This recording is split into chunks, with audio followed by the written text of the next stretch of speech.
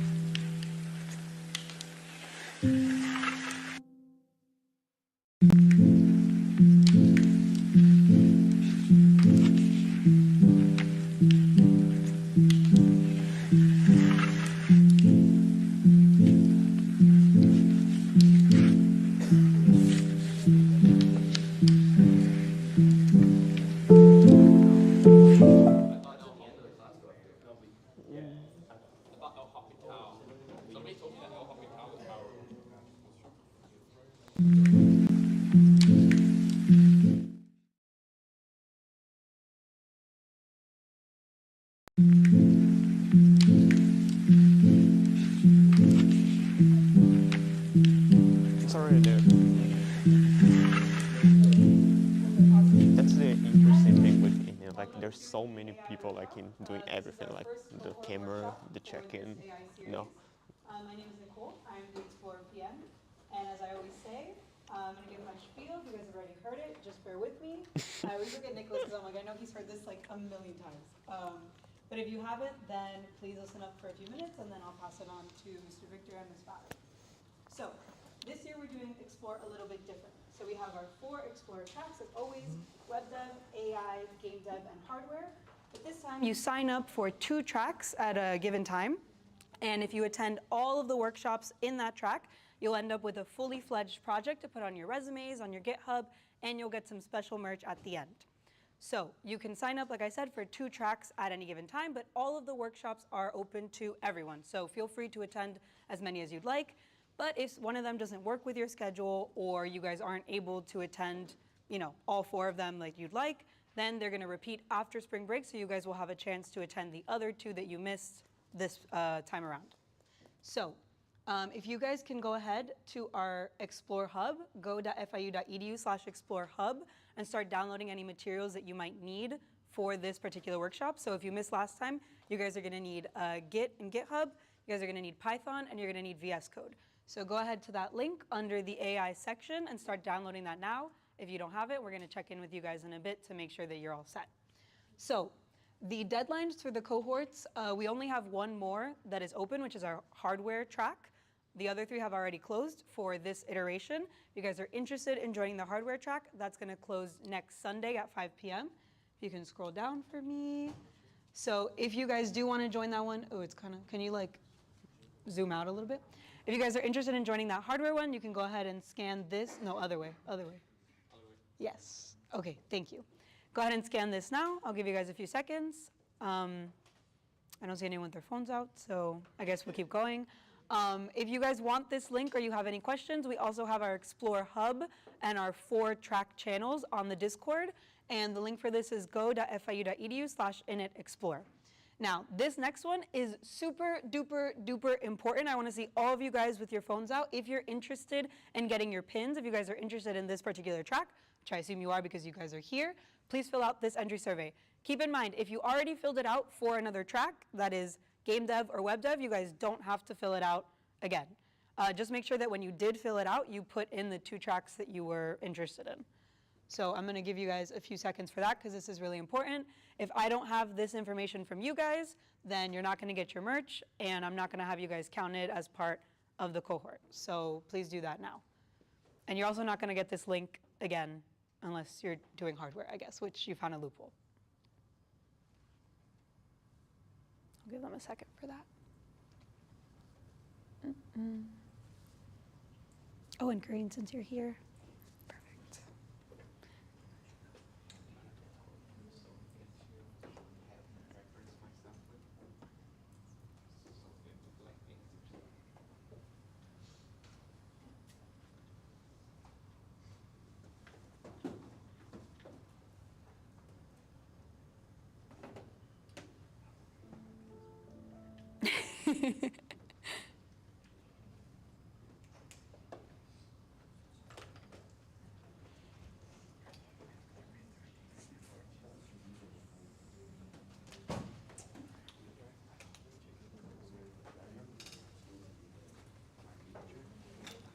Okay, so I'm gonna assume that most of you guys have finished that up. If not, I'll give you a few more seconds. Excuse me, can you scan this QR code so you can get that entry survey in? Perfect. Okay, now we're gonna go through some of the upcoming events that we have for Explore if you guys are interested. So tomorrow we have our last game dev workshop. It's gonna be create your own game mode. It's gonna be at 4 p.m. in PG6 115. If you guys are already part of that, make sure that you go so you guys can get your attendance for all your workshops. And if not, if you're interested maybe for the next iteration, then just go maybe dip your toes in. You might enjoy it. All this stuff is also gonna be on the Discord on our Luma if you guys don't wanna scan it now. You go to the next one. And then on Monday, we have our first official cohort workshop for our hardware series. So again, that's gonna close on Sunday if you guys are interested in that cohort.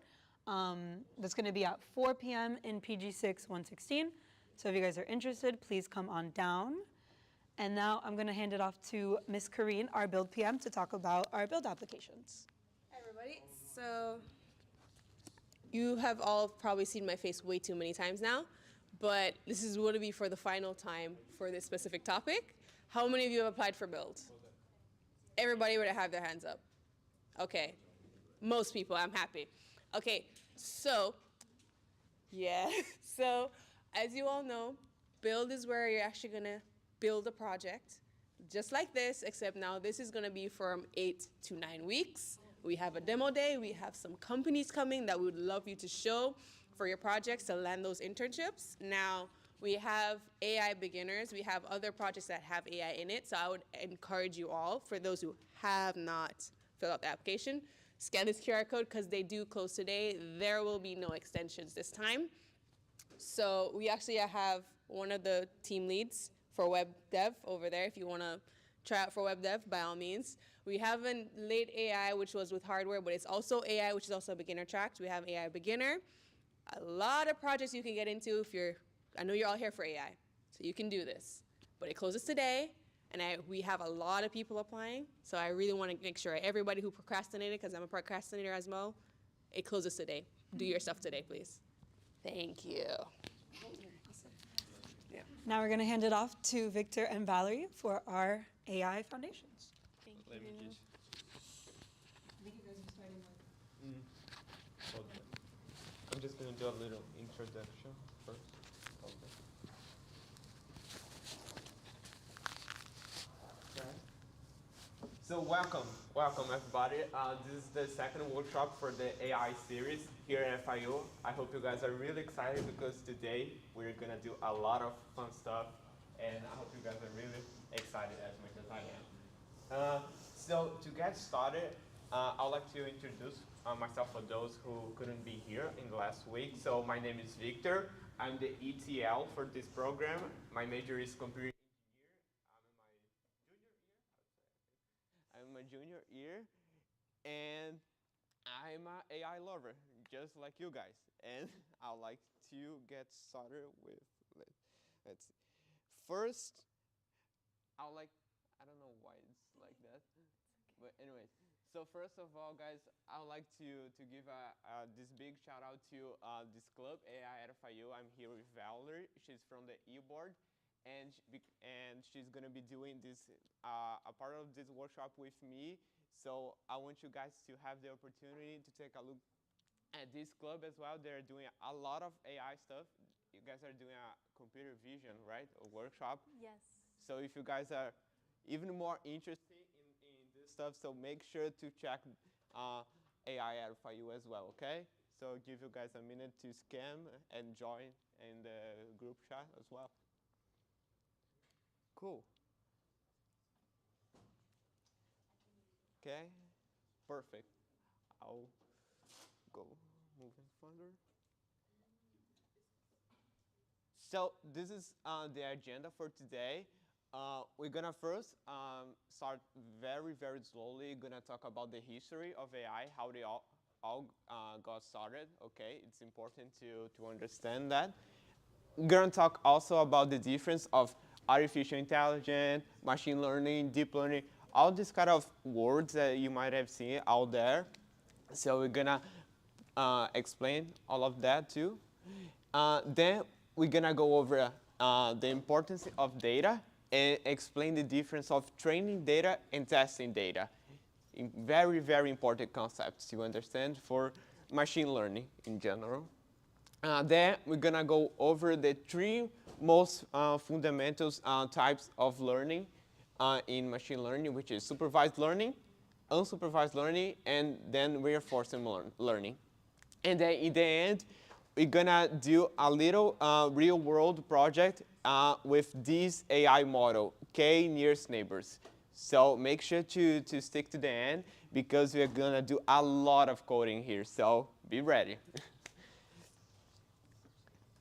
Okay. So AI definition. Next one. Oh yeah. Oh my god. Okay. So actually, before starting with this, we are gonna do a little game here. Let me just put this out.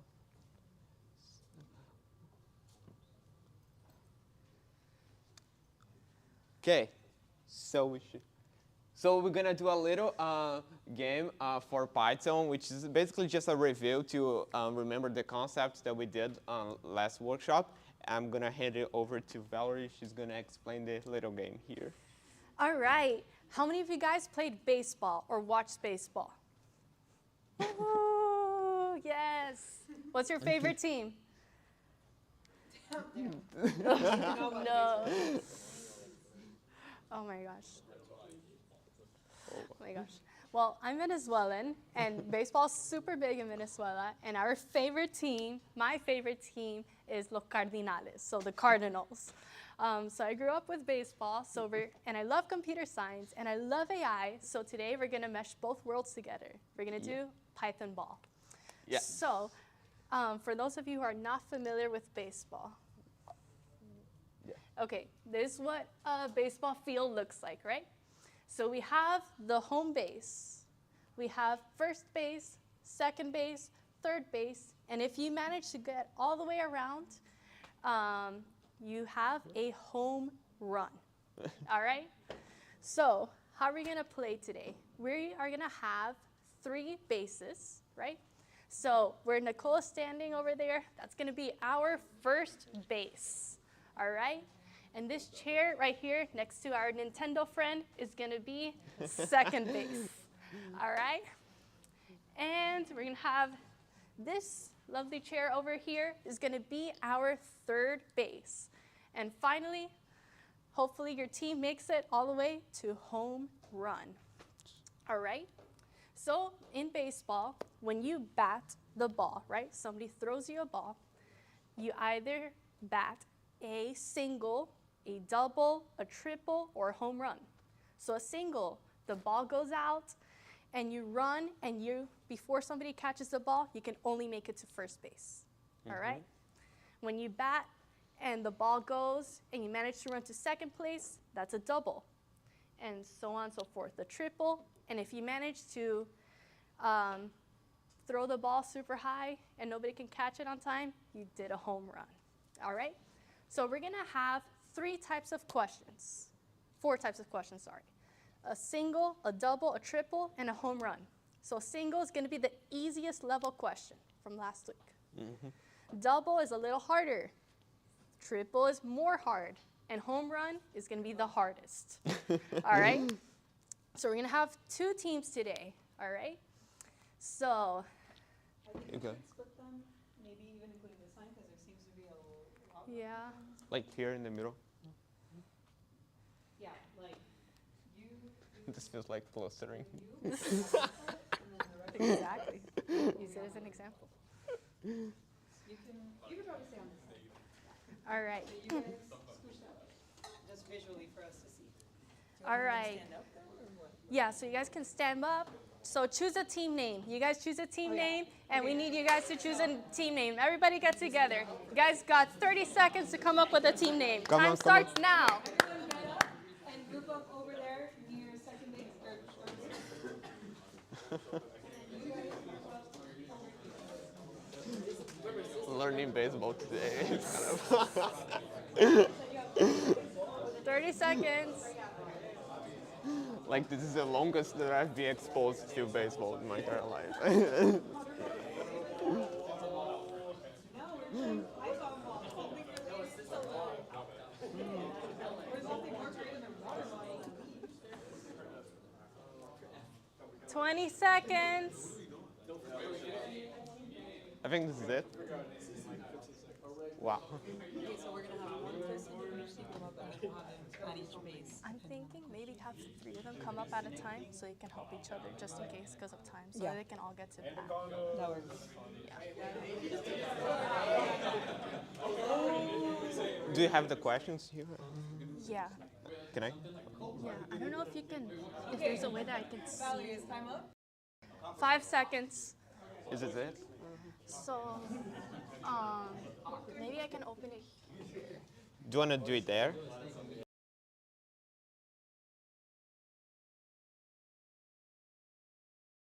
What is this team's name? Anaconda. I have here the. Okay, Anaconda. Guys, you're out of time. What's your name? Mongoose. All right. Okay. Amazing. Anaconda versus mongoose. Perfect. All right, so I don't know where I'm gonna write this. I'll write this here. Yeah, Um, we write down anacondas and then mongoose and then put the points under. And so then when they get a home run, just get 1 point, right? Right. So you can only get a point if you hit a Want me home to run. move this up? I Okay. can move this one up. Yeah, maybe move this up for a sec, just so we can, or are you guys gonna put the questions on there? The questions are gonna be here. Yeah. I mean, I think just one is fine. Yeah.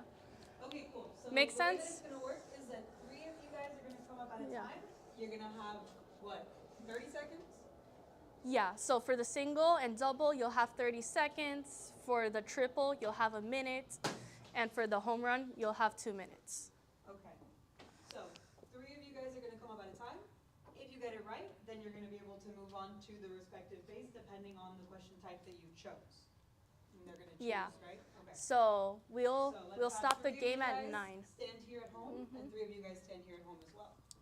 All right. So you get to choose if you want a single, a double, a triple. All right. Perfect. Volunteers. Anaconda. Do you guys want a single, a double, a triple, or a home run? Wait, that's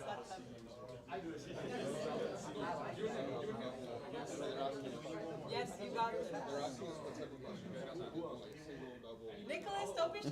I don't know Python. Okay. Since I never asked, I need you here. All right. Oh my. Okay. So, Anaconda, do you guys want a single, a double, a triple, or a home run? We'll play it safe. Single. Single. All right. Home run. Oh, they want a Oh, oh yeah. So we'll All right. start with the anacondas then, with their Why? single. I used this one and Okay, you do it. Okay. yeah, that's It's a lot what I of was baseball saying. stuff. This is- Okay. What is a function? Okay, you guys got 30 seconds on the clock in my head. And there's something we can talk about it? Like, Yeah. sure, You guys of help course. each other. Uh-huh. Huddle up, maybe. All right. I'll put the timer here just in They're case. on like 20 seconds, probably. Yeah. Does it have the answer? Oh no. Wait, we just say it. No, it doesn't. Okay, I, sorry. I had the Word doc though that has. Yeah, you had the Word document.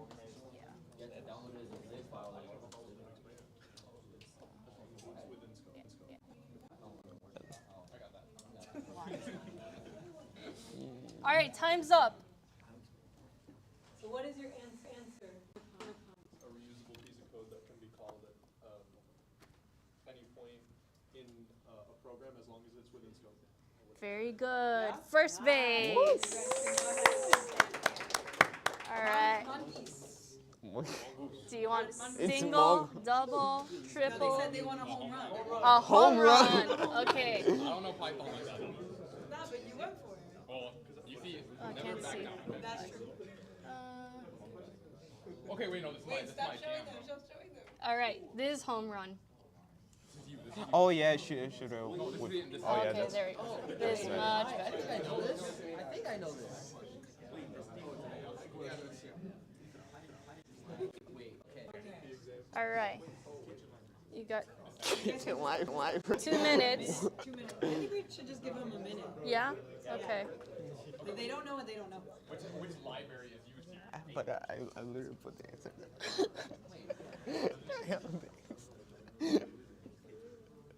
Did you I put the Valerie. I have the answer in the comments. I was gonna say. We haven't yeah, said the it's answer alright. yet. Okay. And this is the home run. It's to throw them off. Yeah. Exactly. Oh. It's to throw them off. 30 seconds. Wait, for clarification, you're asking for which library is Yes. Yeah. Yeah. Just the library. Just the The library. library. Okay, okay. I think I know this. Okay. Are you guys ready then? Fine, alright. SK Learn. Yeah. Home run! 1 point for Mongoose. I didn't see Okay, the okay. answer. Okay, low-key, Oh my I God. don't think we should give them a home run. What? Yeah. No. I think that.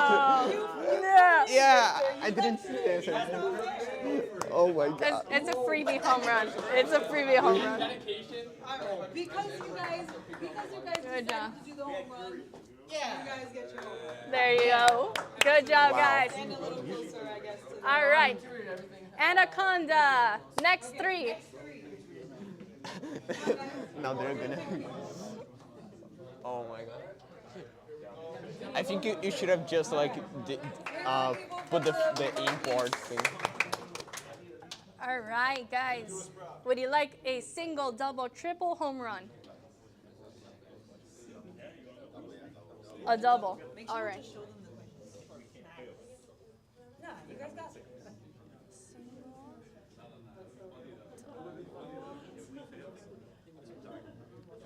All right, double.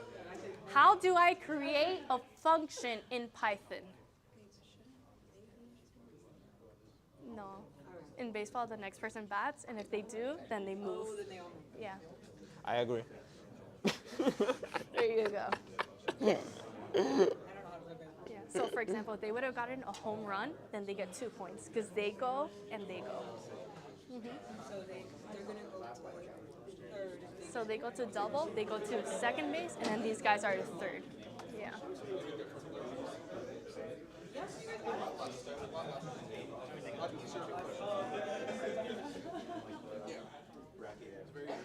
They got it? Good job, second base or anaconda.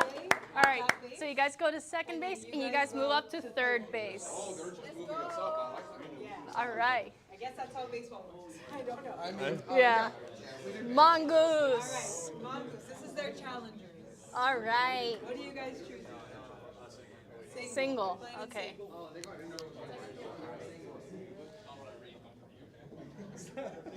Okay, what is the name of the IDE you used last week?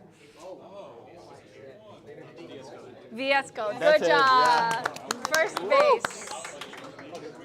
Yeah. You guys walk this is first. All right, anaconda.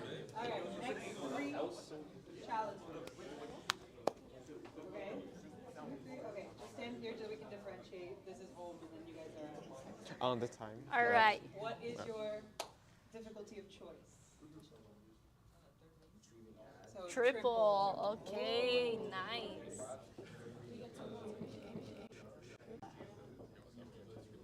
What do you use to check if you have installed something onto your computer correctly? Terminal. Good job. All right. Third base. Right here. And so then they got a home. They go home too. They go home too. They got 2 points. They go home too. Yeah, They were first base. very good. They went to. No. They're the opposite team. All Oh right. my god. You were trying to give them. Very good. Here's my marker. Good job. You guys, I hope you guys can go back. 1 point for Anaconda. What? No, they're not in your team. No, because we have people in second base. And we did it for Oh, okay. Yeah. Yeah. You guys were in second. Yeah. So you guys cross home. Okay, thank you. That's not my team. Yeah. Okay. There. Thank you. Woo! All right. Monkeys. Mongoose. Let's go. You guys have them 3 on first base. On first. We go for the home run. Home run. Home run. All right. Home run. But you gotta make sure. Yeah, this is home run. You think they swing? They're like, I'm gonna try to get out first. All right. What is the output of this code?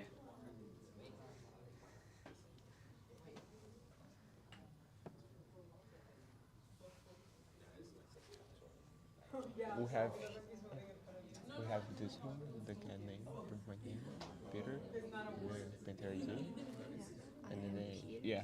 So it's like Yes. no, that's just one part of the problem. Yes. Good job. 2 home runs. 2 home runs.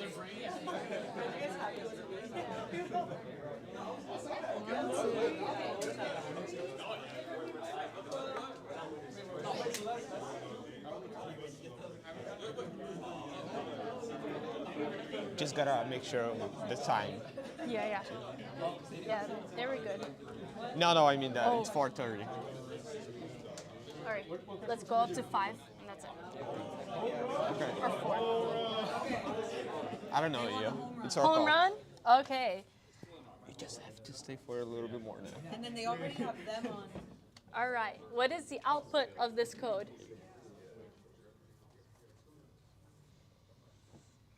Do you want to write it out in a board or something? Yeah. Yeah. No, in your head. You can use that board Okay, actually, okay. if it helps. Yeah. Wait, do we have a timer? Yeah. You have 30 seconds left. Yeah.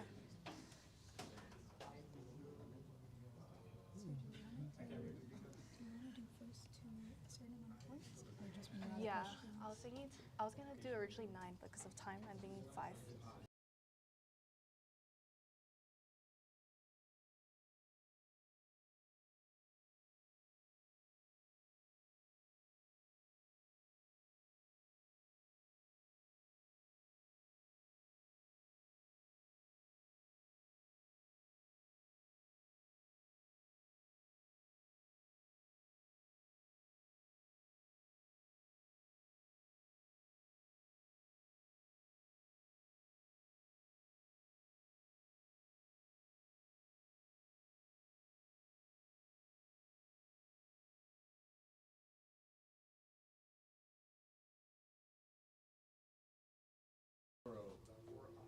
Well, it's actually The multiplication equals 0. Pretty sure it's not Wait, 0. Is it 5 times? Then it prints, so multiplication equals 0, multiplication equals 0, multiplication. well, it's inside the for loop, Yeah. so it's not gonna print just once. Yeah, so 5 times. Yeah, 5 times the multiplication is equal to 0, multiplication equal to 0, multiplication equal to 0. Multiplication equal to 0, multiplication equal to 0. No. Sorry. Okay, yeah. No. So what happens if they get it wrong? They just go back? No, that's an out. Okay, guys? So you So have that's out. strike 1. You're allowed to have up to 3 strikes for your team. Wait, so what was it? I can't say it. We might use it again. All right, this question turned into a triple. If somebody gets it, it's a triple. Yeah, we need 3. All right, from 3 the team here. now. Go. All right, do you want a single, double, triple, home run?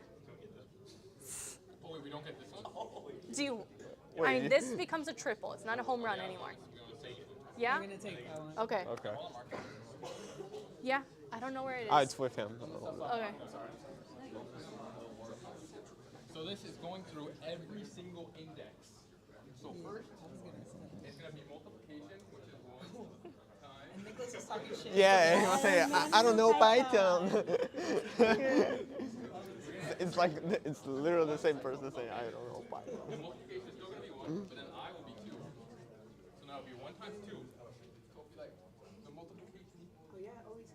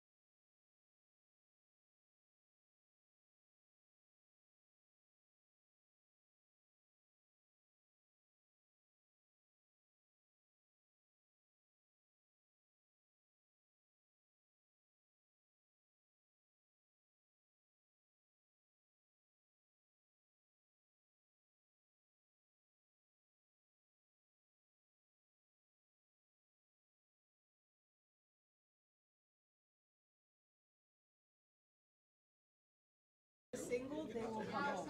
No, no, no. No? You guys would have to do another triple for them Okay, to so you come. have to do a triple to get A triple or a home run. Yeah.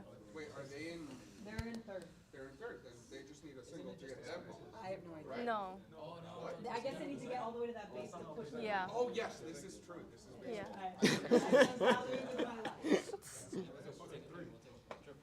Triple. Okay, Triple. Triple? Is that okay.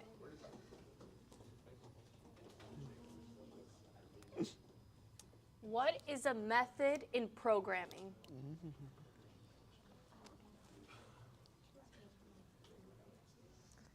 Yeah.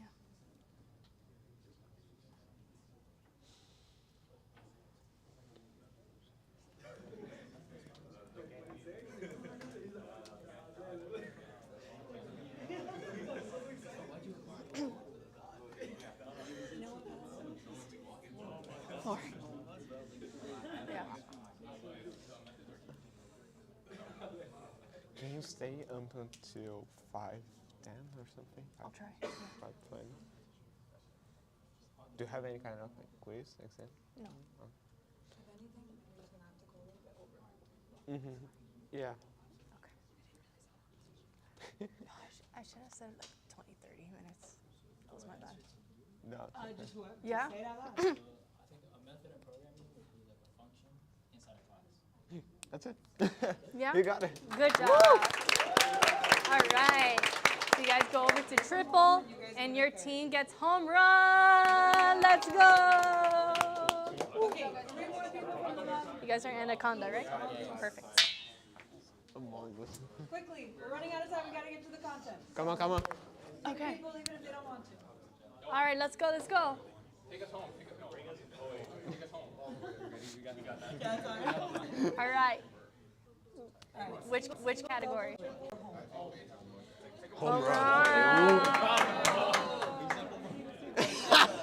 Okay, if you guys get this, you win. All right. Wait, it's the same one. Is it the same one? Oh, sorry. There you go. Okay. What is the output of this code? Do you have it up? Yeah. You guys want to write it? Yeah, just if you guys want to, a marker. Okay, you got 1 minute 30. You got this, Mr. Data Scientist, okay? It's in your GitHub. I copy pasted this from your slides. Oh, this one? Yeah. I did not put the answer for this one. I think it breaks here. Yeah. No, but we're gonna predict every single time. Yeah.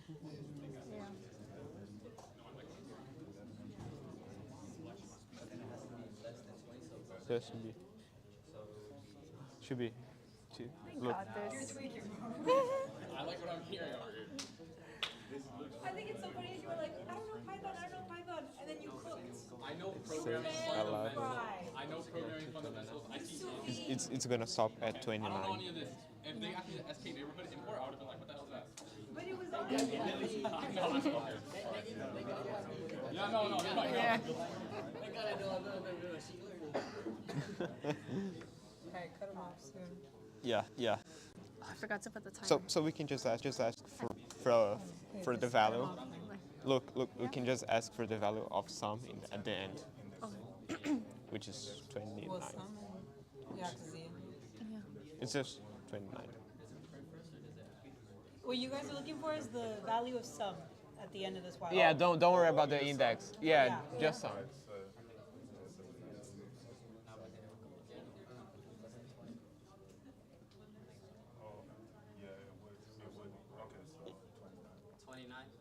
Yes. That's it. Good job. Wow. All right. 4. It's just because last week we went over All right. Thank you guys for playing. Good job. Thank you. Wait, they're leaving? All right. Now we're gonna start the workshop. Don't leave. Stay here. Like, I saw the door opening. You know, like,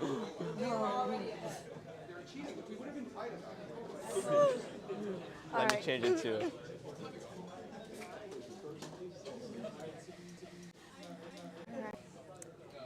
How many of you like the game?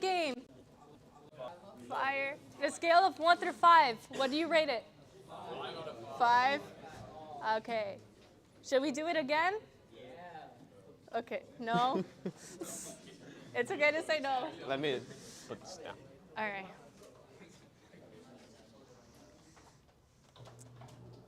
All right. So now to the serious stuff. Okay. So AI definition. If somebody were to ask you, what is AI?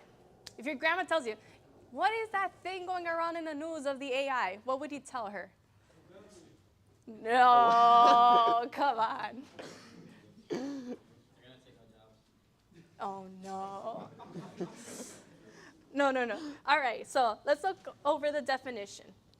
So the definition of AI is basically a computer that can think the way we think and process information the way we do and be able to compute it. All right? So thinking about that, I want to ask you guys, when do you think AI started? Without looking at the screen. Yeah. No cheaters. 1983. Okay, yeah. Somewhere around 1948. 1948, yeah, exactly. In the 1940s, very good, AI started. And it was basically a math program, right, of trying to figure out what it is and what we're doing. And it just kept progressing. And we were doing so much research about it. But you have to ask yourself, if there was so much information about AI and so much money being put into AI, why is it just now being popular? What do you guys think happened? What was missing back then? Yeah. Yes, sir. Technology to use them, so people back then didn't have phones around with them all the time, so they're not able to use it for themselves. It's not personal technology. Very good. That's one of the reasons. You're close. You and then her in the back. Graphics cards, they were able to be significantly more powerful and therefore handle more AI content. Exactly. That's Yes, part we of didn't have the hardware. Very good. Yes, you in the back. Exactly. That's exactly why. We didn't have the hardware, and we didn't have all the data needed to be able to train the computer to be able to think like us and to compute like us. And that is essentially what AI is. So what is the difference between AI, machine learning, and deep learning? So if we think about it, just think of AI as like the big umbrella of everything, right? So you can say, oh, I'm a STEM major. And then there's different categories. Your science, technology, engineering, mathematics, right? The same thing with AI. If AI is a little bit of everything, right? Data. And then if we zoom into AI to try to focus in on it, that's machine learning. If we focus in even more into the machine learning, that is what deep learning is. So they're all little subsets of each other. All right, so data. What is data? Can somebody give me an explanation of what data is? What is data? Yeah. A collection of numbers, really, of certain subcategories. Yeah, exactly. Collection of information, right? For example, let's say I go to my room and I find cockroaches in my room. I'm like, oh my gosh, it's so gross. Why are there cockroaches in my room? And I start investigating my room. I'm like, why? And then I find crumbs in my room. And I'm like, oh my gosh, I was eating popcorn in my room. I left food in my room. And I start gathering all these information. And I start acting like a detective. I'm like, oh, that's why there's cockroaches in my room. That's exactly what we do with AI machine learning. We use data to train it, to be a detective, to try to understand how to think and what to do. So when we work with data, right? Data is information, like I was just saying, and we use it to try to predict what's going on, right? So let me see. We need to train the data to be able to make our predictions. So for example, if you have a test coming up, right? If you want to do well on your test, you have to study all the material and get all the information regarding your class material to be able to do well on your exam. Exactly the same thing with the AI. We give it all the material, and we say, hey, try to learn this, try to understand this. This is how we think. And then afterwards, you test it to see how well did it understand what the material is. Making sense, guys? Yes, maybe, no. Thumbs up, everybody. Any Amazing. questions? Anything? No? Insights? Anything? Could be. All right. Okay. Next slide. So now Supervised learning. we're gonna go over the first learning technique in machine learning, which is supervised learning. Does anyone know already what that means, supervised learning? You can raise your hand. That's okay, don't worry. Kinda, that's fair, okay. We're gonna go over that right now. So, let's say that we get some data. Let's say we get like a collection of these apples and strawberries. Can you see that they're like labeled? We get their images, their pictures, and they're labeled. So like we know this is a strawberry because it's saying strawberry. And this is an apple because it's saying apple. It's labeled, it's data labeled. And for supervised learning, what we are gonna try to do, we're gonna use these labels and we're gonna get what we call features. So we can analyze this data for each one. And these features, they're just basically the characteristics of these fruits. So we could be, for example, what could be the features of this kind of data? Can anyone tell me a feature that could represent something here? Color. What else? What? Shape. Perfect. Yeah, exactly. So these are just some of the features that we can use to analyze our data. And another important concept is called target. So target is when we have these kind of like answers that we give to our model. So we're gonna give this labeled data with their features into the machine learning model. And what it's gonna try to do is gonna to capture these features so that it can analyze new data. So let's say that we train with this data set here for supervised learning, and then we get this little new fruit here. So the model is gonna analyze based on the shape, the color, texture. We're gonna say it's a strawberry. So we're classifying it as a strawberry. So this is supervised learning. Now I want you guys to check this. Let me just first.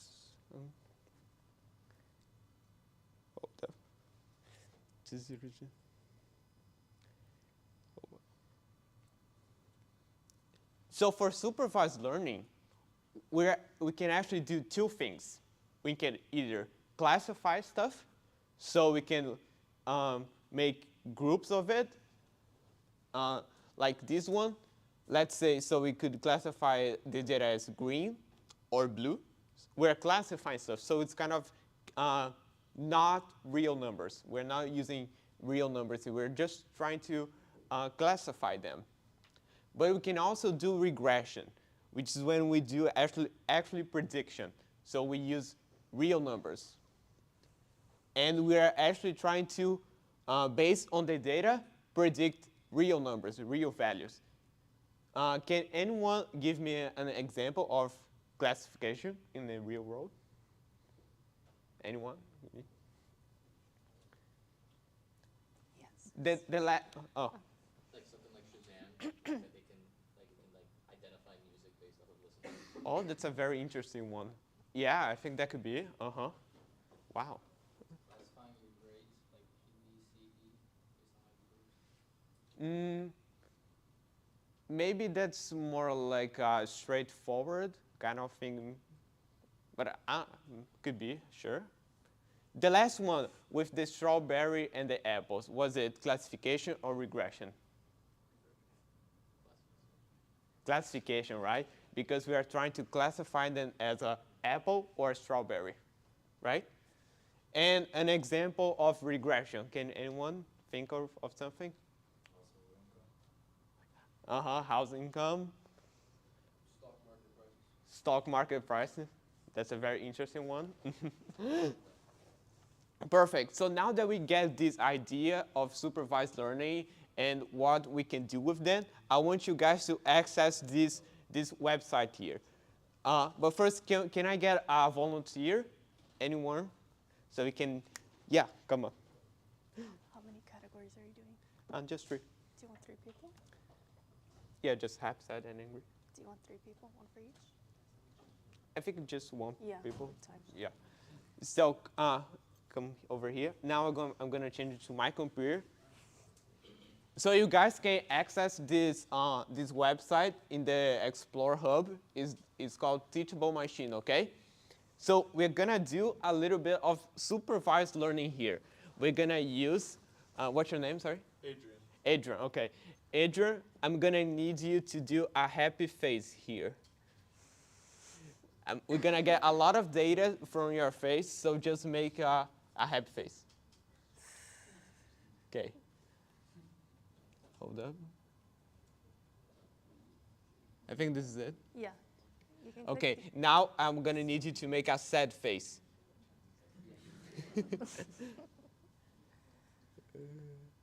Okay, 53 samples, okay. And now an angry face. Perfect.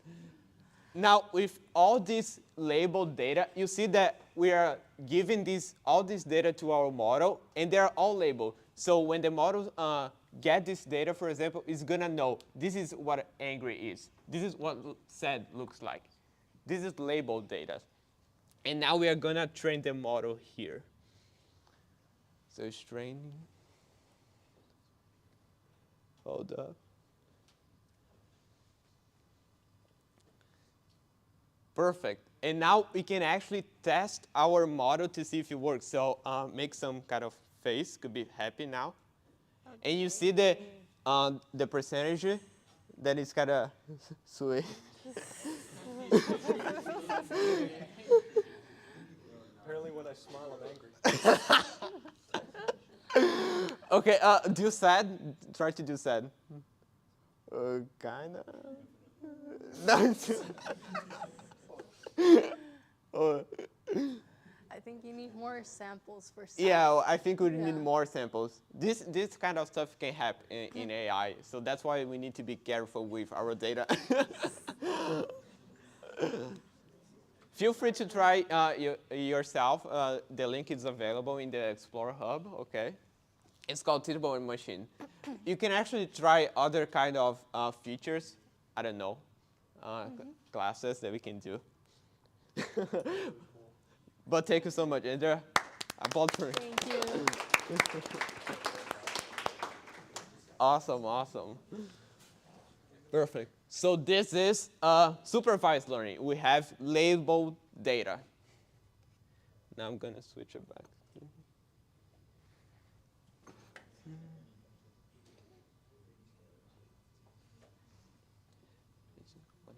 You want to do it? Yeah, this is it. Okay. What is it? Yeah, go. All right, so now we're going to talk about unsupervised learning. So what do you guys think is the difference? They sound opposite, right? Yeah. Could you speak up like 2 decibels? So does it learn by itself? It doesn't like give labeling or anything? It like tries to do it by itself? Exactly, that's exactly what it is. So instead of us telling it, you're a cat, you're a dog, you're a strawberry, you're a raspberry, it tries to figure out on its own, what is it, right? So if we look at the definition, I'm going to read it really quickly here. It says, different from supervised learning, this learning technique does not receive labeled data. Instead, it does something called clustering. So it looks at all the data, right, that we see here, and it tries to make little groups out of it. So we see here that it tries to make a green circle, a blue circle, and a red circle. So it groups the data into different parts, right? So like we were playing Python ball. I did not count how many people were there in the room. We made 2 clusters. We did these guys over here, Team Anaconda. These guys over here, you guys are Team Mongoose. We did human unsupervised learning. All right. So here is a model that's very much used in unsupervised learning. We're going to do a little bit of math. Does anybody like math? Show of hands. 1, 2, 3, 4, 5. Okay, like 20% in the room maybe. All right, so when we look at k-means model, right, it looks at all the data and tries to pick a random point in your data and find all of the points that are close to it, right? So if we were to plot this, right, and I just randomly pick a point, let's say I pick a point right here. It doesn't exist, but let's hope it's there. And I'm going to group all of this together, and then group all of that together, and make a third group over there. And try to find mathematically all of the points that are close to me, right? So right now, let's do a little game. You guys are going to be a cluster. This group right here, you guys are going to be a cluster. This group right here is a cluster. You from the green shirt, this row back here, you guys are another cluster. Pick a centroid and try to see how far you guys are from each other. Let's go, let's go. 30 seconds. Like a All right. like Show with your arms stretched out. the center of your Okay. clothes. Choose somebody to be the center of your cluster. Let's go. All right, cluster 1. All right, you your own cluster. You're your own cluster. Let's go. All right. We have cluster 2. 1, 2, 3. How many clusters we've got? 4. We got 5. We got 6. You 3 here. I don't know what happened to you, but you're there. All right. So we made 6 clusters. And that's exactly how this works. It looks at all the data and tries to make all the different clusters of it. Perfect. Makes sense, guys? Yes, maybe, no, yes. Only one person said yes. Please fire me. Don't ever ask me to teach again. Want to do the coding now? All right. Can you show how this works? I'm gonna show the GitHub first. Could I do 1 point to show how it works? Sure. Okay. All right, so for those of you who said you liked math, this is the math. This is called Euclidean distance, all right? So you randomly pick a point, and you find the Euclidean distance of that point to all the points around you to try to form the groups. Yeah? Is this like similar to K nearest neighbor? Yes. K nearest neighbors is a harder version of this. This is the baby one, and K nearest is the big one. Good question. Thank you. Right? So let's say I pick this centroid, 11, 4,000. I'm going to find the Euclidean distance. Let's say I do 11 minus 13 squared. That gives me 4. 4,000 minus 3,400. That's 1,200 squared. 24,000. Take the square root of all of that. That's going to give me my centroid 1 distance. Then I do my centroid 2. Same process. And I compare which one's closer. And that's how it goes forming all of the processes.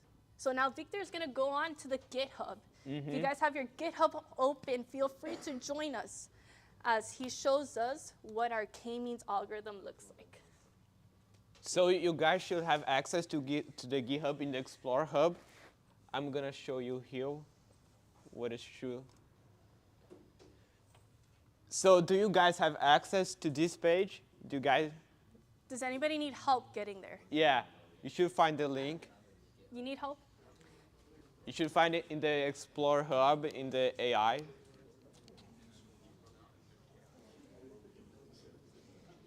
You got it? Yeah? Okay, amazing. Make sure you have this. You got it? Yeah. Awesome.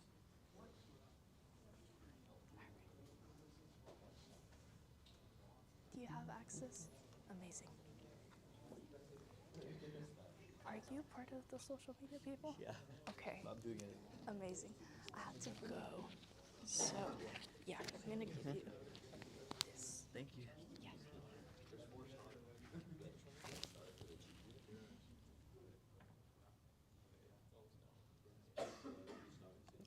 I'll just say. Okay. Let me just. So I just want to say that unfortunately, Valerie is gonna have to leave us for now. So unfortunately, I want you guys to give some applause for her. She did great. Thank you so much, Valerie. Thank you guys. You guys are amazing. And now we're gonna Have fun. keep going here. Perfect. So do you guys have access to this now? Perfect. So I want you guys to go to workshop 2, which is what we are doing today. So inside workshop 2, you should see learn unsupervised. Do not go to unsupervised learning. Go to learn unsupervised, which is what we are trying to do. And in there, you should see this code here, learn k-means. And in your VS Code, if you have it open already, I want you to copy this whole code and pass it to it, okay? So I'm gonna do it for my computer, just so you guys can see it. Give me a minute.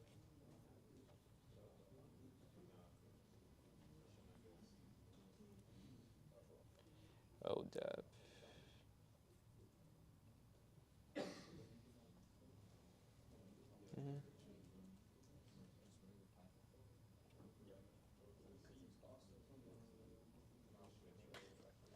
Okay.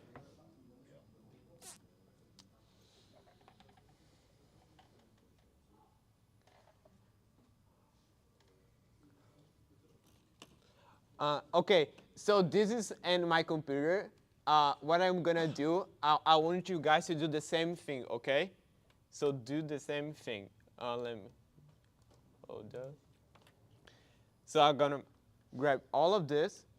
I'm gonna copy. Then open your VS Studio Code. Then you can open your file. I don't know, any file that you have. Let me. Where is mine?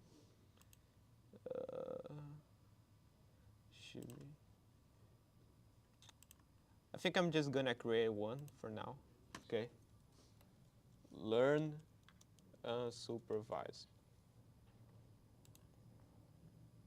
Open it. Perfect. Now, once you have the file here, you're gonna create actually of the folder here, we're gonna create a file now. So it could be anything, unsupervised .py. Remember to put that. And now I'm gonna pass it. Don't try to run it yet because we're gonna need to define some variables like df. So just make sure you have it all here. Okay.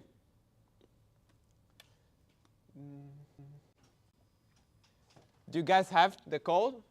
Raise your hand if you have the code now in your VS Code. Perfect, awesome. Okay, so now, first of all, we're gonna need to install the libraries that we're gonna use. So it's gonna be pandas, matplotlib, and scikit-learn. And for that, I don't know if you're on Mac, but usually for a Mac, we're gonna create our environment to install the library. Let me just get the command. Create virtual environment. Hold on. Okay. So I'm gonna open my terminal here. And I'm gonna create a virtual environment to actually be able to install the libraries. If you're on Mac, you should actually do this, okay? So you write Python -n, let me see, venv, and then you can name your virtual environment, which is gonna be my-env. Oops, it's actually Python 3. Venv my env. If you guys are having any kind of issues, just raise your hand, and we are gonna try to help you out. Okay. Perfect. So once you do this, you should see my env right here. If you're on Mac, actually, okay. And now that we have the virtual environment, now we're gonna be able to install everything. So we're gonna go pip install pandas. That's oops. I think that this is it. Ooh. Hold up.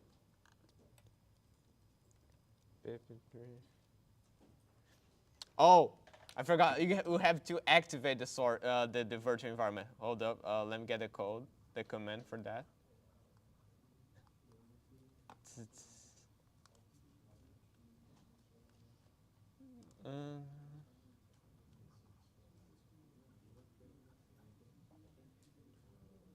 Oh, here. So it should be source dot venv. This is to activate the virtual environment. Yeah, that's for Mac. I'm not sure actually if you have to do that on Windows. Okay. Oh, okay, perfect. And then, oops, it should be my env. And then we do beam activate. Perfect. Now, if you see this my env here, now you actually have the virtual environment activated. Now you can actually start installing the libraries. So pip install pandas.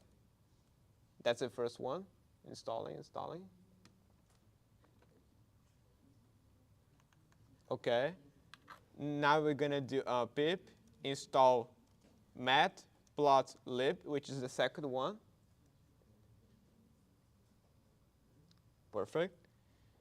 Now the last one, pip install scikit learn.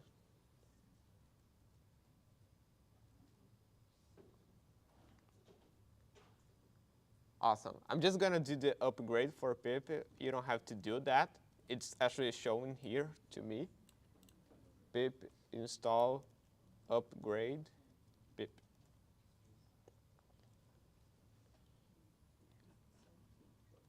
Okay. Are you guys okay? Do you have everything going? Yeah. It's pandas, scikit, and what else? Oh, it's right here. Matplotlib should be here in the top. I'm gonna put it here. There's a pip install pandas. Pip install matplotlib. Pip install scikit learn.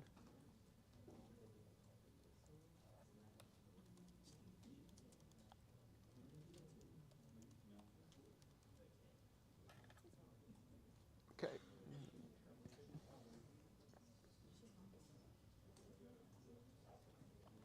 Perfect. You guys okay? Is it working? Yeah. Well, what is it saying? It's saying that on line 645, there's a matplotlib error. Well, are you trying to run the code? Yeah. No, don't try yet, actually. Oh, wait. Don't try to run it. I just want to make sure that you have the library installed.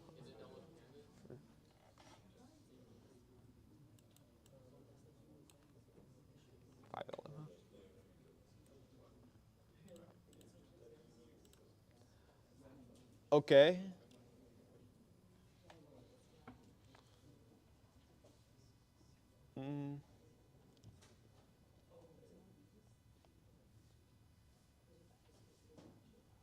Are you guys good? Did it work? Do you have the library installed? You don't have to run the code. Don't run it yet. Just make sure you have the libraries installed. These three right here. Raise your hand if you have it working, the libraries installed. Okay, 1, 2, 3. I'll give you guys a little more time, a little bit. Yes.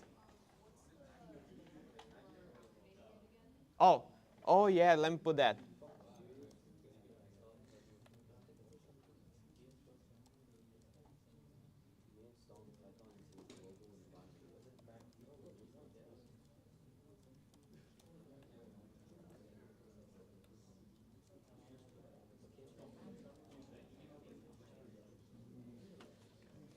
So.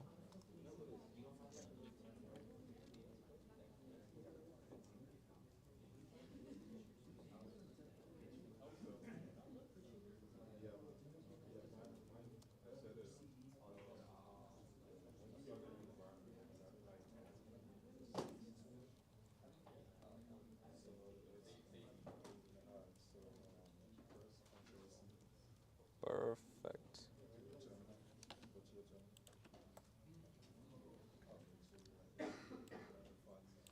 So this should be the comment, okay?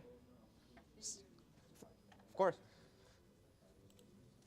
So for Mac OS, if you're on Mac, you create a virtual environment, then you have to activate it. Oh, it should be my env. Here. Perfect.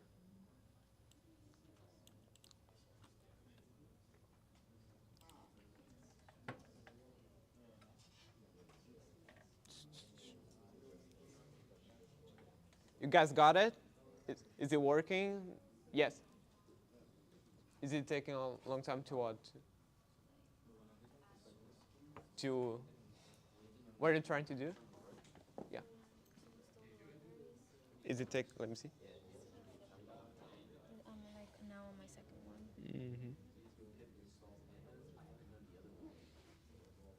one. I don't know if maybe it's a problem with the Wi-Fi or something. But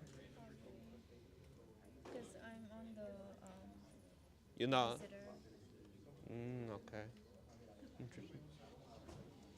But if in any case, just let me know, okay? If you.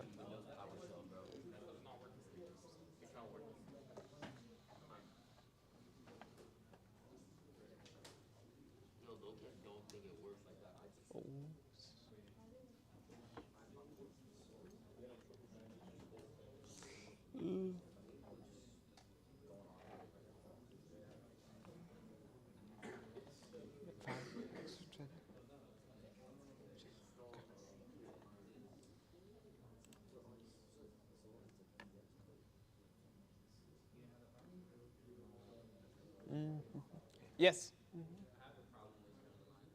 Which one?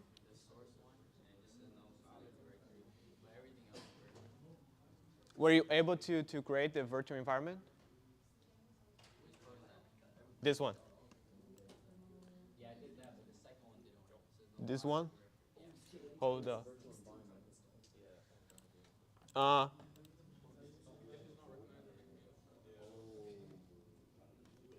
everything else worked, but the second line didn't work. Let me see. Can you bring it?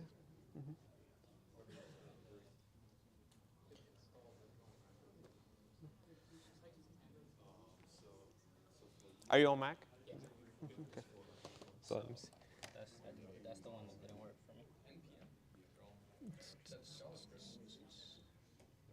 Dot my env. Oh, you should have put. You put source. Source my being dot active. It doesn't seem to be here. Do I have to do it again, the first code? Yeah, try to do it one more time. Try. I like moved it or something. All right, let me see. Which? Let's go, we did it.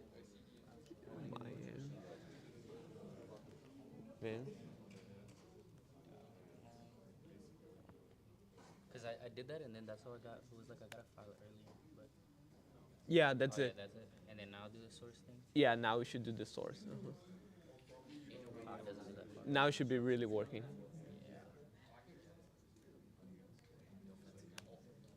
Yes, that's it. All right. Awesome.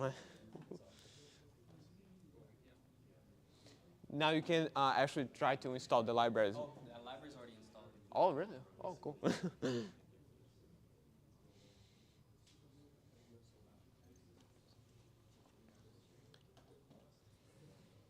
Mm. How's it looking? Is it working? Huh? For Windows, I don't think you need to create an environment. Just pip install it. Just install it? I think so. Yeah, it doesn't work. It's not, it says not connected. Yeah. Did did you try pip 3? No, you do, yeah, but it did work for your Windows and it worked for you? If you install it, it worked.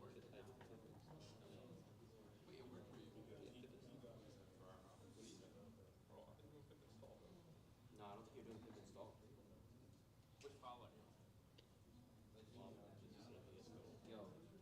But do you have Python installed? Yeah. Oh, okay. So it should work the pip. Oh, the Python extension in VSCode. I have it. I have it. I have it. No, I accept. I accept that. I accept that. The thing is, it doesn't work for me on like the actual VSCode, but it works for me on my PC. Like the actual like terminal on your PC, I did it on my PC. I don't know if it works like that. No, I tried it. I did it like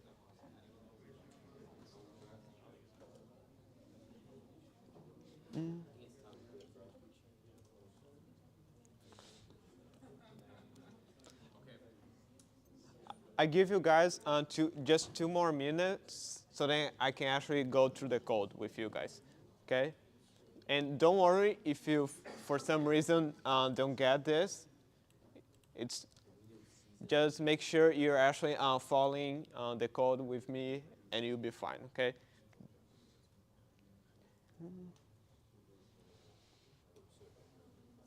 Yeah.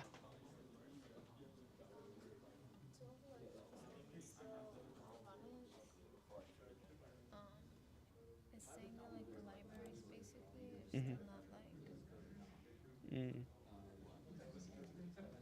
But did you put the command, like pip install everything? Installed successfully. What does it say? Warning.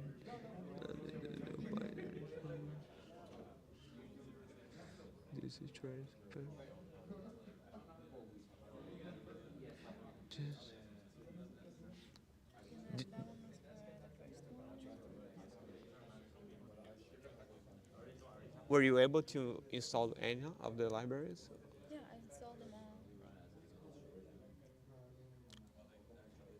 all. Go up here in the code, so I can see if it's a little bit more. It looks like it still doesn't. Yeah.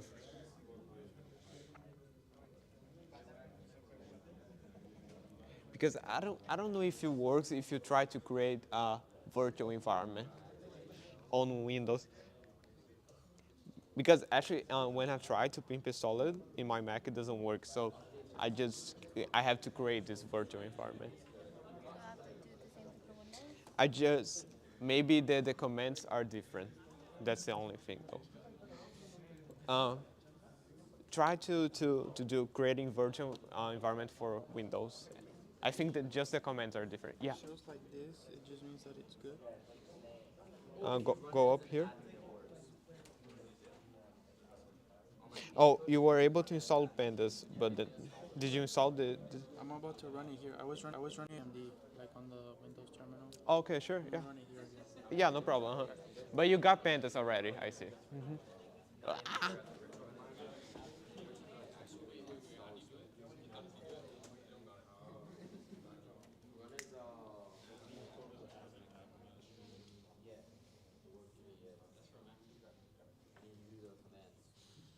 Yeah.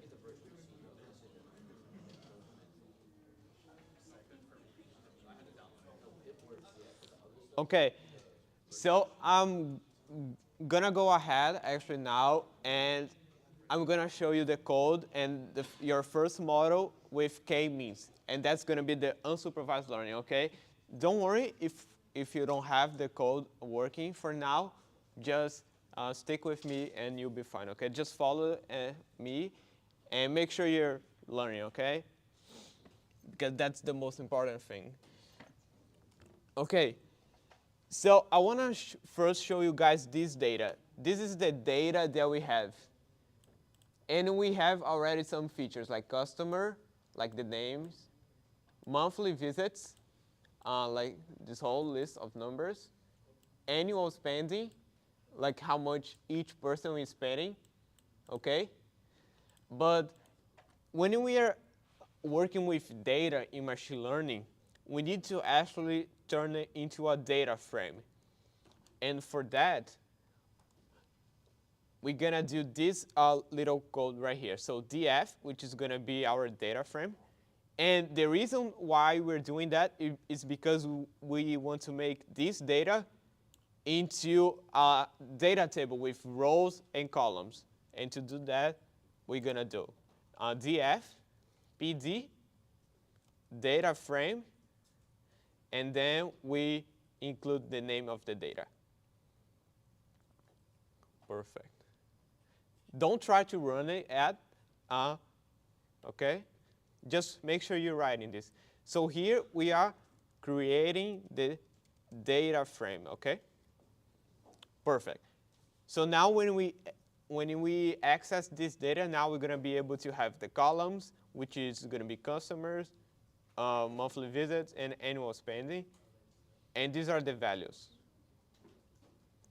So PD, which is for pandas, okay? Make sure you're importing right here, like this. You see? PD, and we put it right here, PD. So it's a class, right? And we are access this method. Now, let me just, okay. I'm gonna comment this just to show you guys one thing.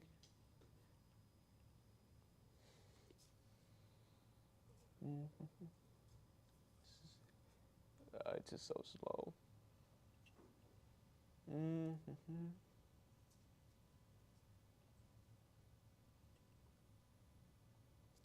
I'm gonna open a new terminal for some reason.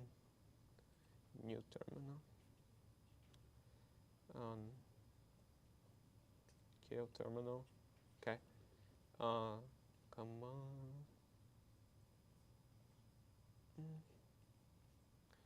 MC monthly visit and spending. Why is it not showing up? I can show you actually here. Let me do it here. Error media here. So I want you guys to look at this graph. So this is literally the same data that we have in our code, okay? And since this is unsupervised learning, we're gonna try to group this data, okay? And into clusters, which is what we were just doing earlier, making like a little groups. And if you see this data, how many clusters do you guys think that we can make from this data? How many groups we can make? 4. Okay, I'll put it here. 4. How would it be 4? Like 1 here, 1 here, 1 here, and another one here? Sure, yeah. Let's keep that in mind. We're gonna try 4, okay? So let me switch. Oh, it's working now, whatever. So we're gonna try 4 clusters. Hold. Where is it? Right here. Okay, so for that, we're gonna train the data. And for that, we're gonna name it k-means, which is the model. K-means equals to, now we're gonna import the model here, k-means, from scikit-learn. So k-means, which is like this, k-means. which is the class that we're going to be using. And now we're going to include here the number of clusters, which is 4. We're going to also include this parameter here. Is just to make sure that we are random, kind of make it random, the way that we are picking the centroids, okay? But this is the idea that we are trying to make from this data 4 clusters. And that's pretty much it, actually. It's pretty simple. So, and then we're going to predict the data here to get the clusters. So clusters equals k-means, which is our model, dot fit predict. And then we're going to include our features. So it's going to be the monthly visits and annual spending, because these are the values, right, of our data points. So the first one, so it's going to be this collection right here. Monthly visits and annual is spending. You have to make sure we type in the same way as it is here. Perfect. Now that we are trying to fit our clusters, 4 clusters into our data frame here with these features, now we can pretty much just uncomment this. And you guys should be able to see your new data with the clusters. So let's try it. Wow. Let me just. Interesting. So we have one centroid here. So we have one group here that we make. We got another one here. Another one here. And one here, yeah. So I would say that with 4 clusters, we got these 2, kind of, right? But these ones are very spread. Do you guys want to try any other number of clusters? Which number do you guys think is going to be best now? 3? I heard 3. So let's try 3. Hold up. So I'm just going to change it here to 3. Run it. Ooh. Does it look better? We have one data here, one group here, one cluster here, another cluster here, another cluster here. So this axis that you guys see is literally the central point of this label. So it was like the person that was in the middle of your clusters. It's pretty cool, right?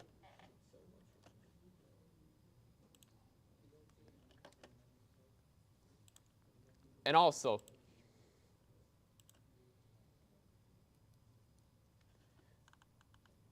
so you guys should also have access to the code right here. Let me show it here.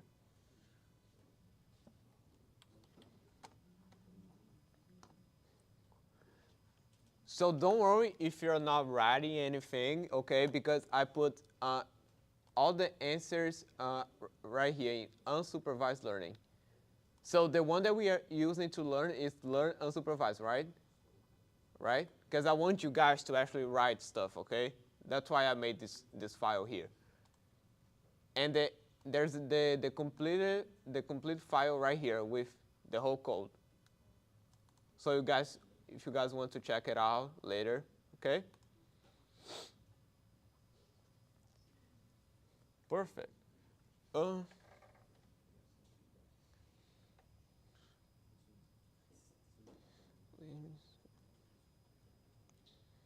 Ooh, this one is going to be fun now. Okay, so this is unsupervised learning. Do you guys have any questions?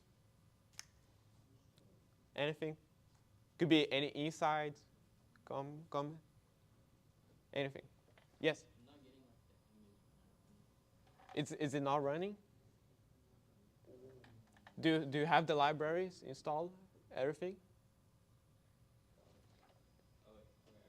Oh, you got it?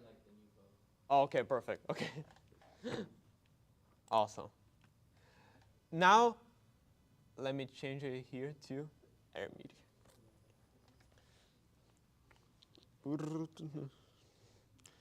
Now, we're going to go over the last learning technique for machine learning today, which is going to be reinforcement learning. This one is actually really fun. Let me show you. So, the way reinforcement learning works is that, let's say that, for example, I have a dog, right? And his name is Peter. And when I was trying to teach him how to sit with my command, and I was like, Peter, sit. If he wouldn't sit, then I wouldn't give him the treat, right?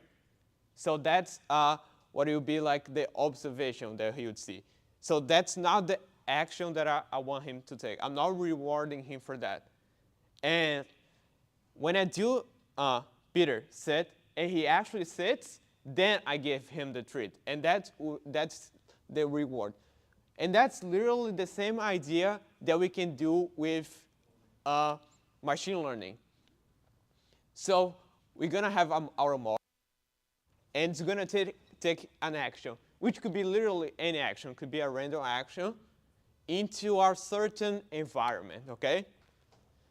And based on the rules of the environment, it could be a good thing, and it's going to get a reward, or it could be a bad action, like something that he was not supposed to do. So he's going to get an observation. So like, retry this, okay? And the reason why I really like this type of learning is because we can do with robotics. We can actually train robots to do stuff with this technique. We can also implement this in games, okay?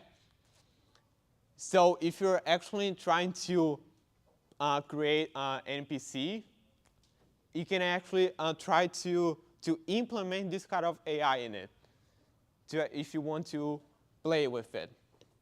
And that's the concept of reinforcement learning, okay?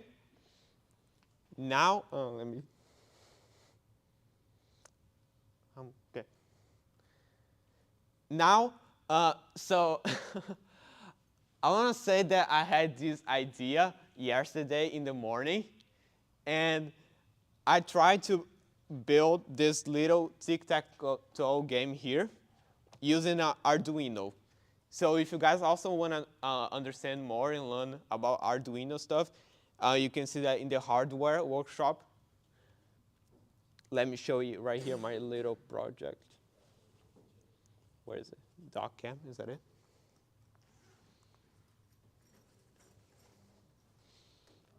Holy shit. So it's basically this right here. If you guys can see it. I actually built this last night.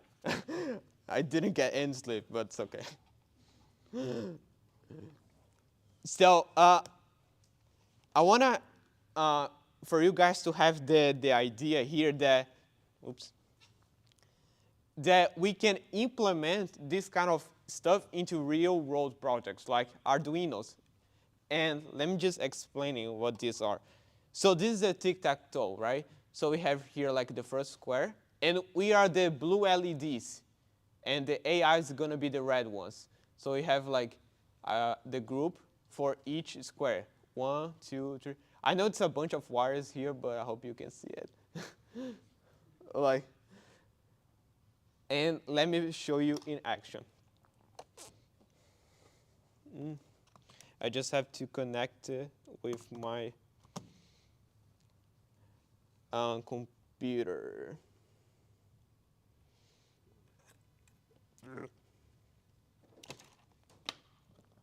Perfect.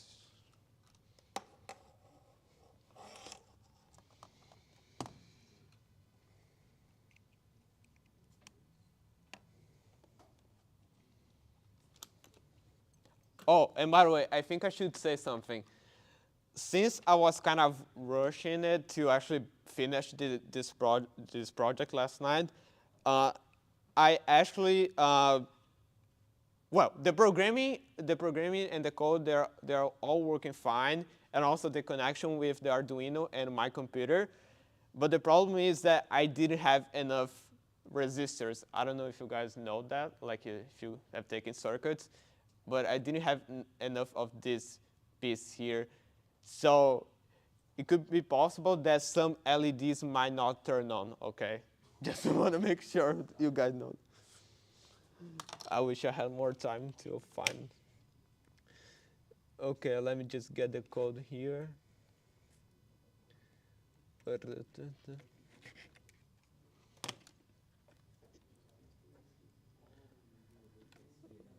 up.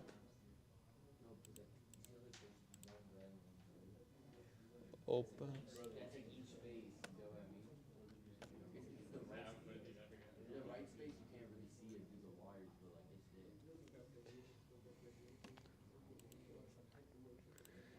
This should be it.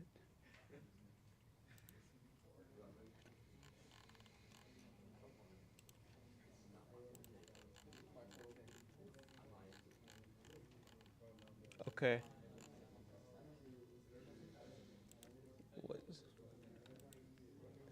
So I'm gonna start the game with the AI, okay? Let me just do one thing first here.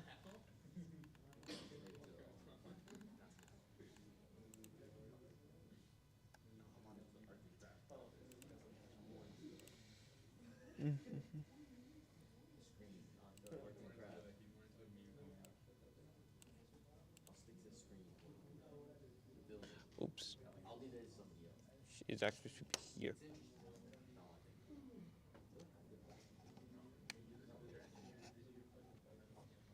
Hold up.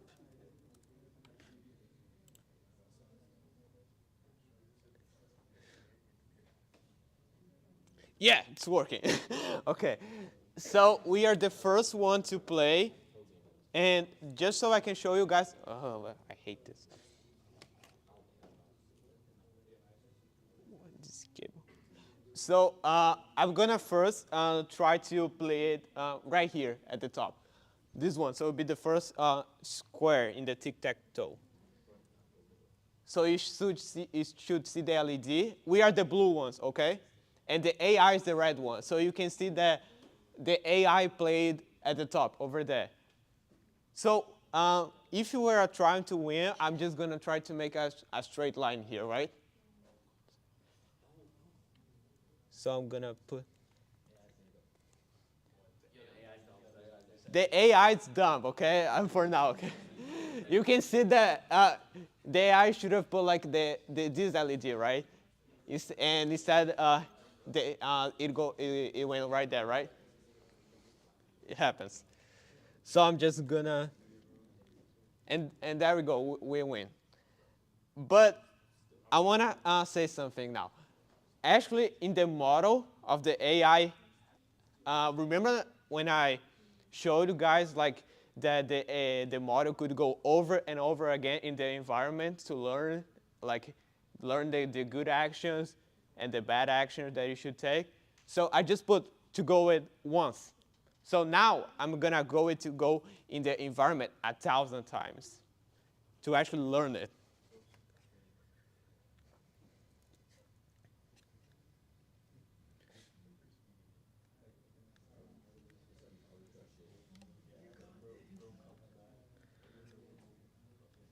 Okay. So now the AI, it's literally playing with itself 1,000 times in this environment, okay? Let's see how it goes now. Okay. So I'm gonna try to do the same strategy, and let's see how it performs now.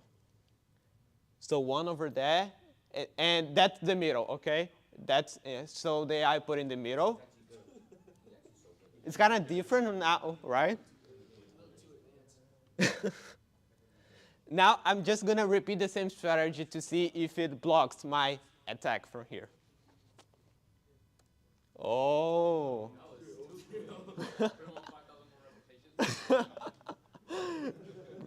Pretty cool, right?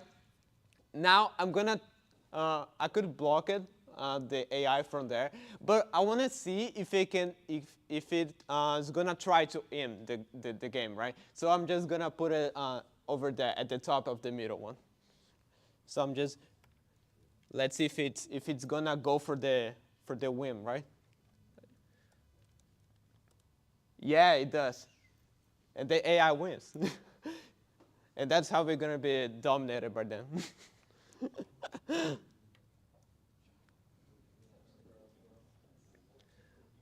So cool.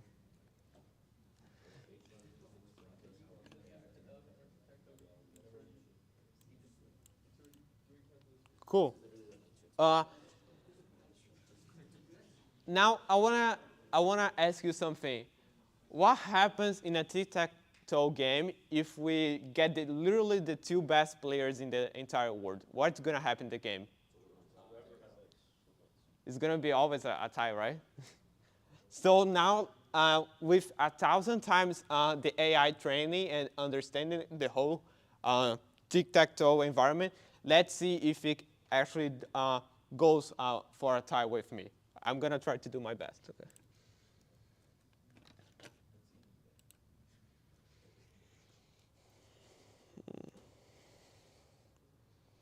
Okay. So this time I'm gonna try to win. So I'm gonna play safe. I'm gonna go in the middle. Okay. Okay. Where should we go now? Any? Bottom right corner. The bottom right? Okay. Let's do that. Oh, it blocked us. Now what? Oh, we have to block it, right? Okay, yeah, so these two LEDs, they're turned on, yeah. Okay, don't, just keep that in mind. Yeah, I knew this would happen. So we have all this LED on here, and the AI here. So we have this one, and we have an AI here. So where could we go now? This one, or one of these two here? We could try to middle in the top, right? Top in the middle, yeah. I agree.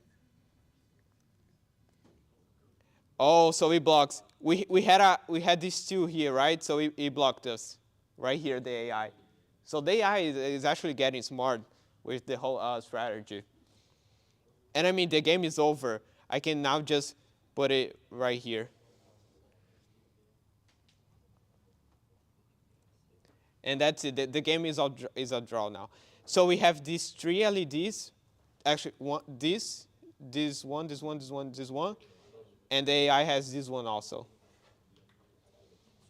But yeah, this is reinforcement learning. So you can see that we can actually try to implement this kind of stuff into real world. If anyone wants to stay after to try it, and just let me know. And also, I put let me show you here.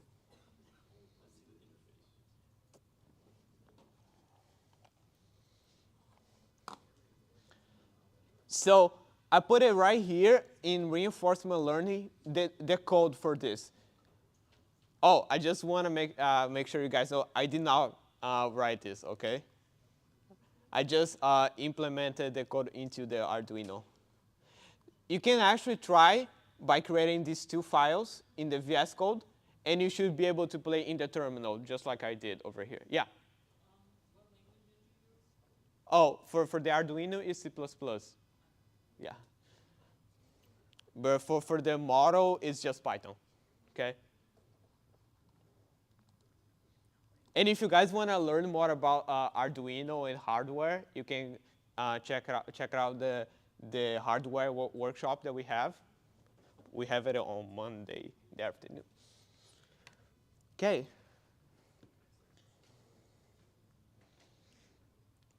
So this was reinforcement learning.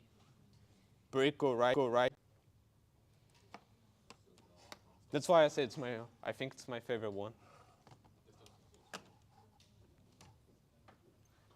So yeah, if you guys wanna try to play it with the AI, you can just go over here in the reinforcement learning and just create these two files, okay? And you should be able to play in the terminal, okay? Now in the last minute, Air Media.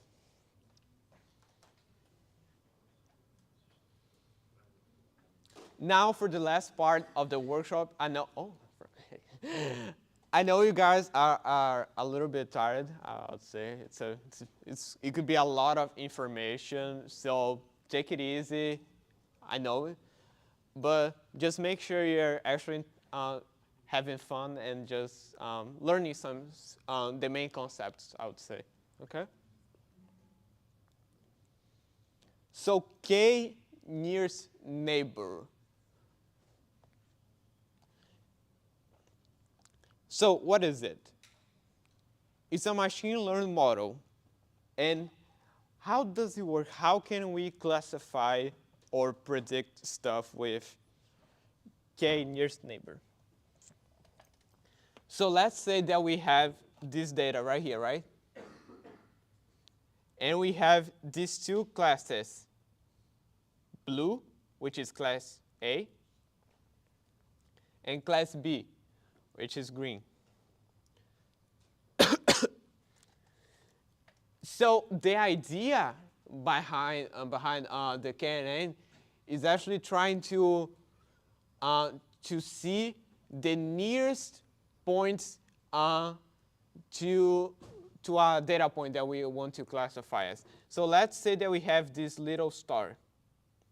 It's a data point that we want to classify as a blue or a green, class A or class B, right? So the idea is, let's say that we want to check the three closest data points, the three neighbors of this data point. And we get this circle right here. So logically, if we analyze the closest neighbors, what do you think is going to be the class of this data point that we are trying to classify as? Blue or green? Green, right? And why is that? It's because when we check the nearest neighbors, we see that we have more of green than blue. And that's how pretty much it works. That's it. I want to ask you guys some questions. So is this regression or classification in supervised learning? Classification, right? Because we're trying to classify as class A or class B.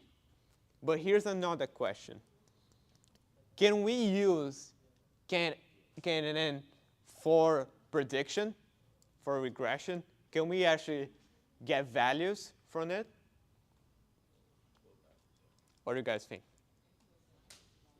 Yes or no? Yes?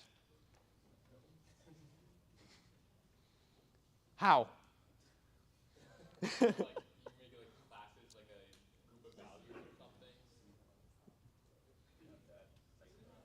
Got it?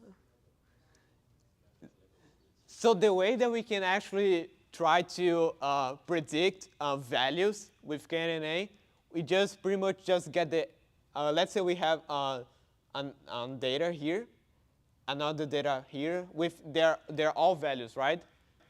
To get the value that of we were trying to predict, we can just calculate the mean, just the average.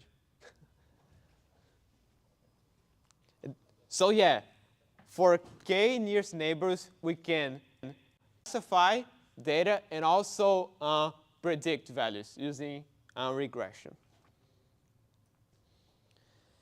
Now we're going to do a lot of coding. So this is going to be a little project where we're going to try to classify customers from a data set if they are churned. So what does that mean? If it's leaving, like leaving the companies and like not using the company services anymore, or if it's actually staying with us. So this is the whole process and the method to make our model. We're gonna first get the data. I'm gonna show you in a minute. Then we're gonna process this data, because maybe in this whole data set, maybe there are some unnecessary stuff that we don't have to see, or some stuff that we have to adjust to our model. Then we're gonna do the training using KNN. Then we're gonna predict, and then we're gonna evaluate our model. See if it did a good job, if it predicted well, okay? So let's get started. So it's the same idea from the K-means. You just go here in the GitHub, and you go to Learn, Supervise. And here's the data and the KNN. So you should copy and create 2 files. This is the data. It's actually a big one. We have like, I think 2,000 or something. It's a lot of data, right? And that's actually not the full size of the data. This is just a small section that I got from the original one. So queries are longer than that? Was it? When you do like queries, are they longer than that? Curious? Yeah. What do you mean? Like? You get like a big data set. Yeah, I mean, like, in a model, you could try to use the whole data, sure, if that's what you're asking. Is it? I was just saying, like, let's say you're doing data science in the field. Are you working with like more data than that usually? Oh, honestly, no, I don't think. For now, since I'm just a student, maybe in the real world we get a lot more data than that, sure. So I'm gonna change it to my computer, and we're gonna get to coding.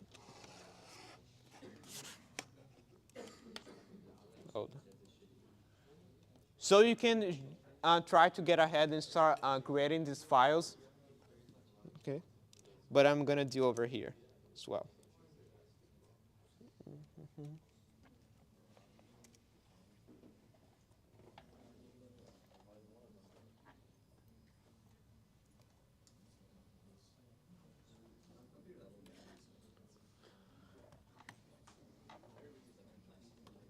So I'm gonna create a folder. You can do that.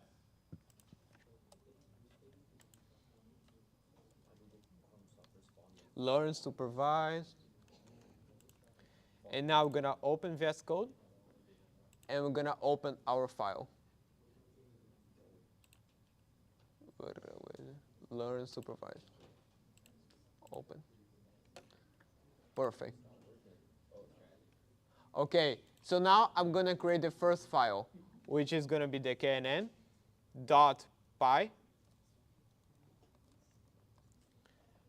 And another file for the data, which is gonna be data.csv. So this is the extension, okay, for a data file. So now I'm just gonna copy.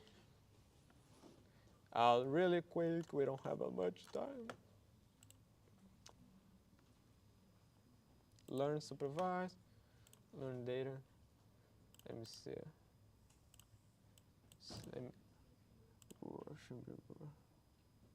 Yeah, so you can go to raw, and then you can select everything, okay? You can just, if you're on Mac, you can do Command A, and then Command C to copy, and then we paste it. Perfect. So this is our data. Don't worry if you don't see like these colors, like it's just an extension of my VSCode to see the data better. Let me just go over here. Perfect. Now I'm gonna copy the code from the can and n.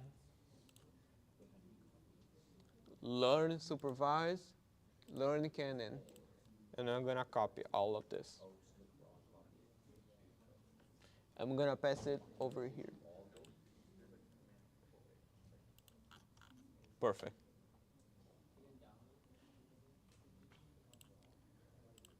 So what we're gonna do is just the same thing that we did for the k-means, okay? So I'm gonna create the virtual environment again. So Python 3 dash m venv dot my environment. Perfect. Now we got the virtual environment here. And now I'm gonna activate it. So source, that's for macOS. I'm not sure if that's the same command for Windows though. Venv, oops, my env, my env,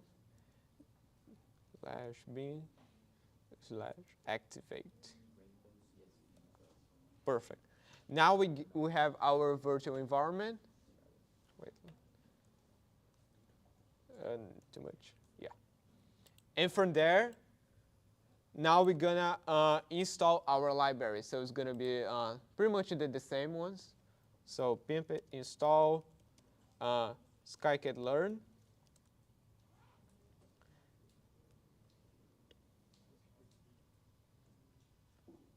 Okay. Pimp install pandas.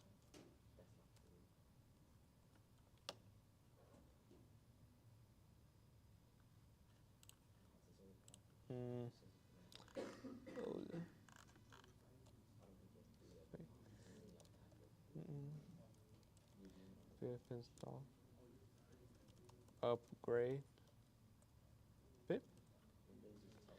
And now the last one is matplotlib that we have to install it. So pip install matplotlib.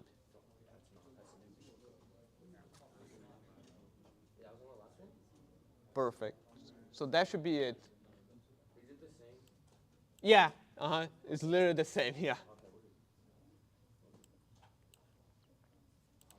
Oh, I know it's 6, so I'm gonna go over pretty quick of the stuff here. Hold on. Since we don't have much time.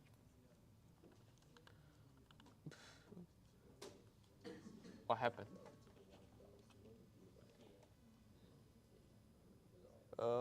Great.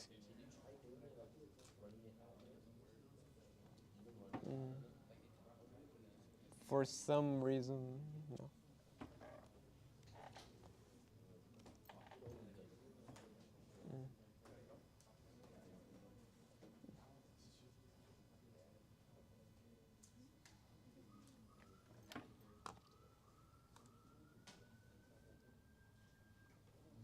Okay. So I'm gonna. What happened? Oh.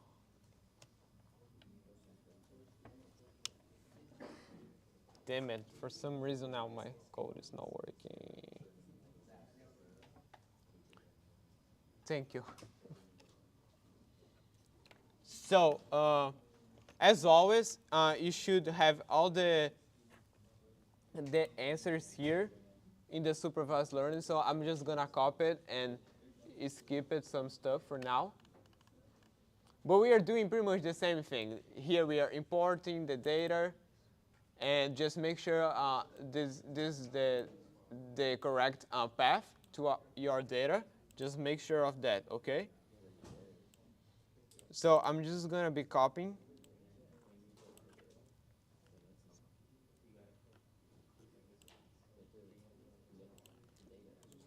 Copy. Perfect. And now we're gonna do data handling. Unfortunately, we don't have enough time to work with this data handling, but that's okay.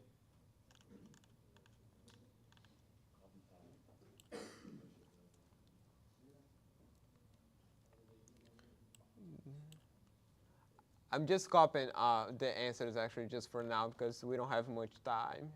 Oh. Oh. Well.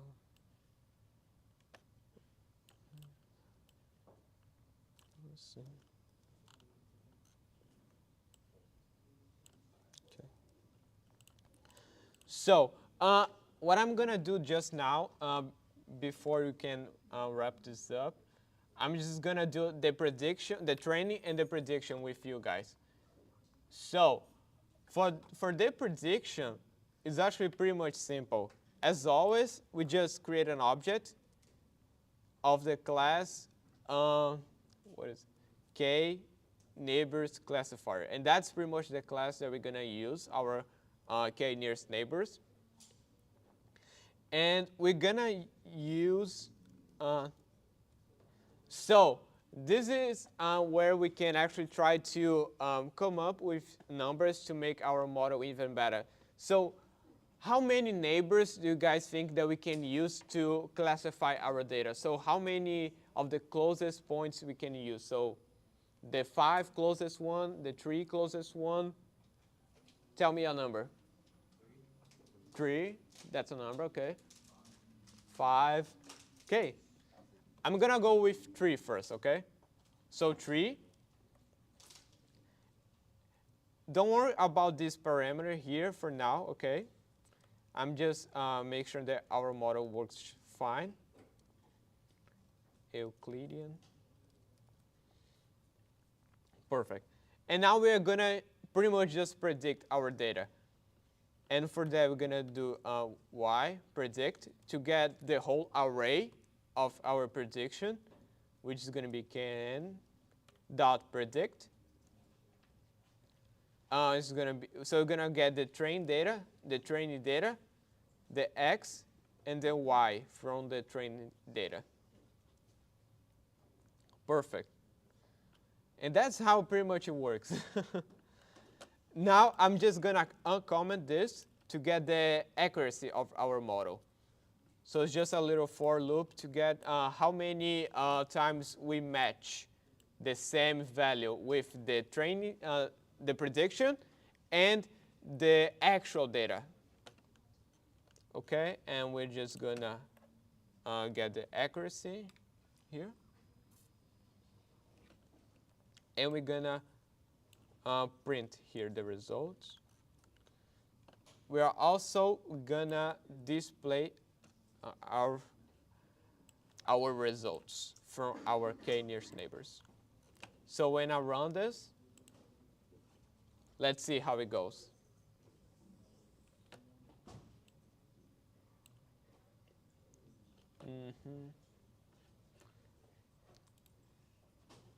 Damn, it's a lot of data. I'm gonna kill it and let's start it over again.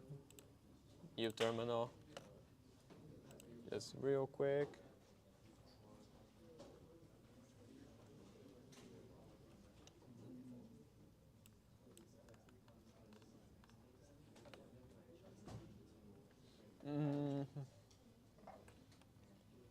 For some reason, my computer is taking a long time to process the file. Yep.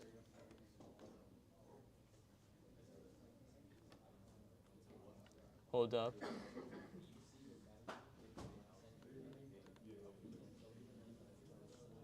Wait, we got an error here. Oh, takes 2 positional arguments. It was the predict. Let me see. What is missing? Oh my God. We forgot to train the data. KNN.fit. We just tried to predict. We forgot to train it. Well, I did. Why train? And now we should try to actually predict the testing data. Perfect. That's it. So basically, we're just training the training data here, and then we're gonna try to predict our X data from the testing data. And now we're gonna run it. Let's see our results. Wow. So this is pretty much the results of our model. So this is the actual values, and this is what we predict. So from no churn, we predicted that number, the number of corrections. So we actually, it was a good model, right? We just got the 111 and 77 wrong values. That's pretty good, actually. And we can actually see here the accuracy. Where is it? So this is the accuracy of our model, 76%. That's pretty good, actually. Nice. Wow. And the fun part is that you can actually try to change these parameters or even try to handle the data here better than I did. Okay? And that's what actually makes a good model from a bad model. So you have to play around with these numbers and make sure you present the model a good data set. Because remember, guys, AI is nothing without data. Okay? So I'm going to wrap this up. And this is what we had for today. I hope you guys learned something. I hope you guys had fun. And thank you so much. If you guys have any kind of questions, just let me know, okay? Thank you so much. Yeah, so how'd it go?